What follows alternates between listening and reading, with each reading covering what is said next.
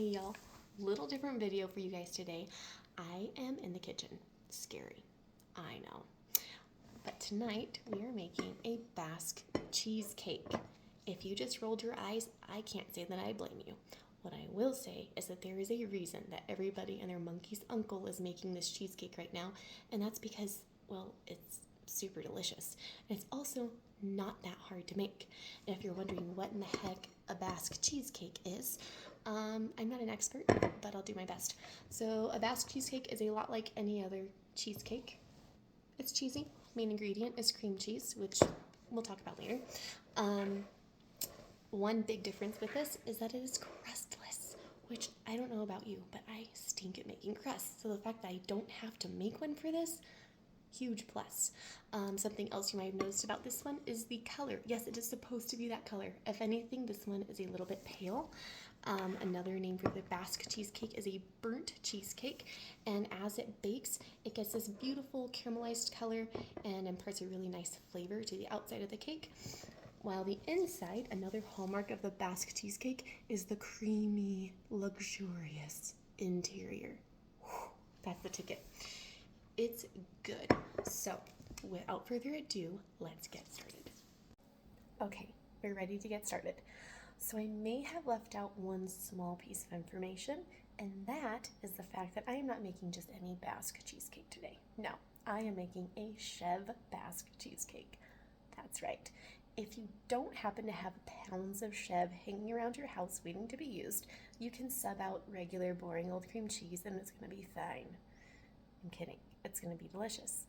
But if you do happen to have pounds of chevre hanging around your house waiting to be used, try the cheesecake. Trust me, it's amazing. So, first things first, make sure that your cold ingredients, your cheese, cream, and eggs, are at room temperature before you start. I know, if you're anything like me, you see a recipe that calls for room temperature eggs, and you roll your eyes, pull your eggs out of the refrigerator, and carry on. Don't do that, okay? Just do yourself a favor, and 2 hours before you plan on starting this cake, pull out your cold ingredients, let them come to room temp, okay? Okay.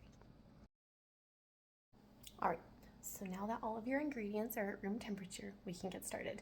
I'm gonna start with about 1,000 grams of goat cheese. That is a little over 32 ounces. I know, it's a lot of cheese.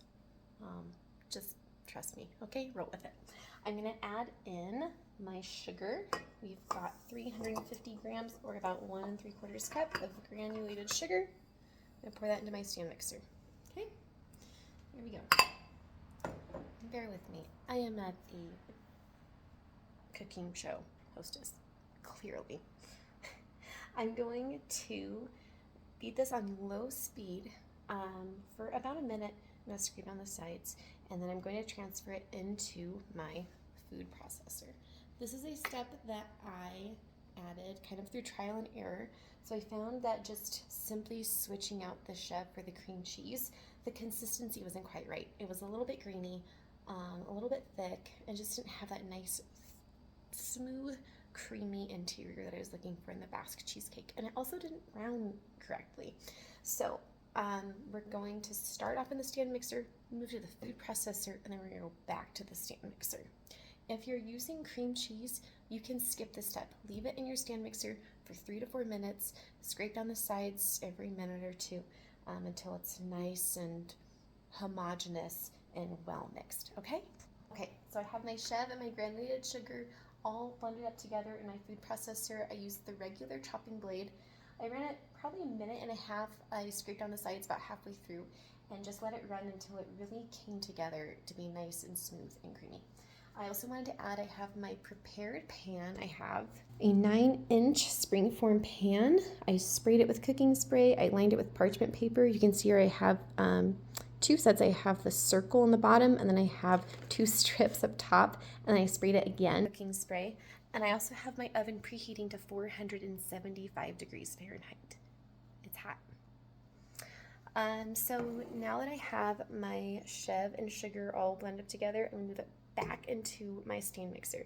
Again, if you're using cream cheese, skip that. Leave it in your stand mixer and just let it do its thing in there nice and low. We don't want to be beating in a whole bunch of extra air in here. I know it seems counterintuitive, but just roll with it, okay? That's the main theme of this recipe. Just roll with it. So you can also skip this step even if you are using chevre.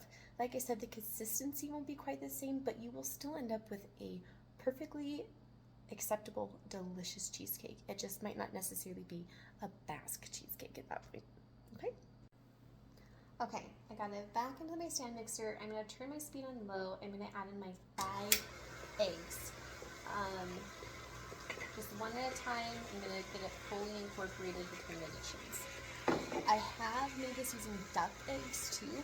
I used 4 duck eggs, which are typically quite larger than chicken eggs, and that worked perfectly. So I'm just gonna add in my eggs one at a time, fully incorporating each addition. And I'll see you back in just a minute. All right, I got all of my eggs in. I'm keeping my mixer on the lowest speed. I feel like it should be lower than this on the lowest speed. Maybe. She's low. Give her a break.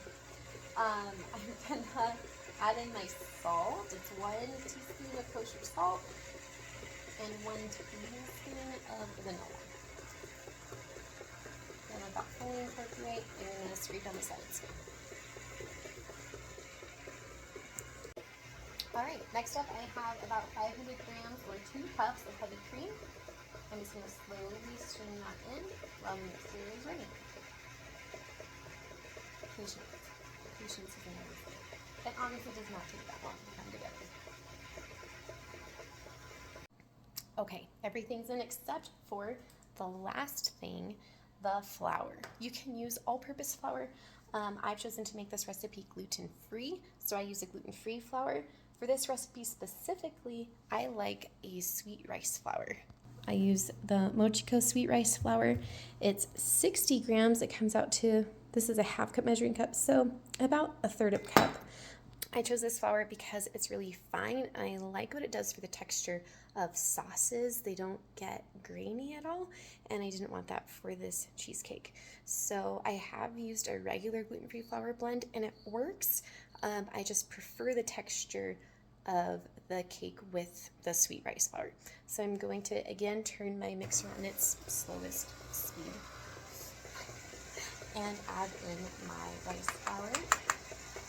I'm going to let that mix for 2 to 3 minutes. I'm going to scrape on the sides, just make sure that the flour is really well hydrated in there. All right, we're all mixed up. I've got a silky smooth batter. I'm going to pour into my prepared pan.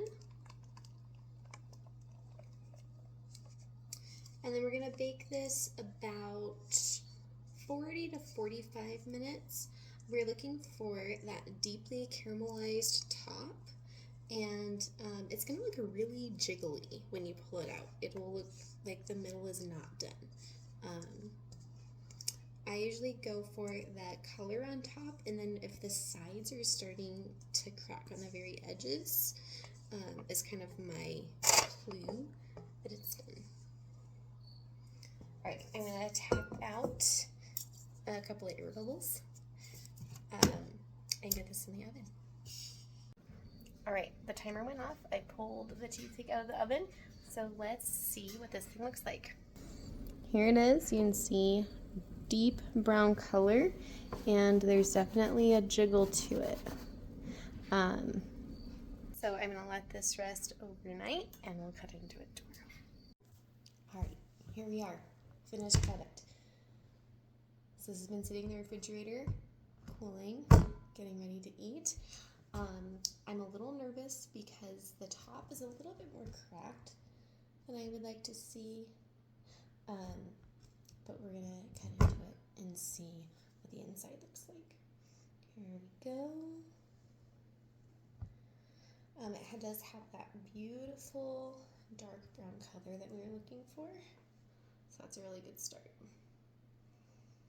little bit thinner slice. Ooh, looks like it might be good. All right.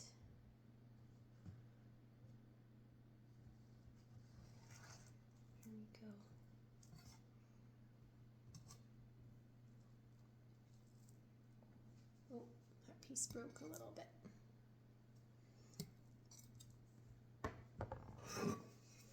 Let's see. So you can see it's creamy on the inside, and the crust cooked up really nicely. Success. So there you have it, a beautiful chevre Basque cheesecake, or a regular Basque cheesecake if you decide to be boring. Whichever you choose to use, chevre or cream cheese. I hope you guys enjoy, and thanks for watching. I'll see you next time.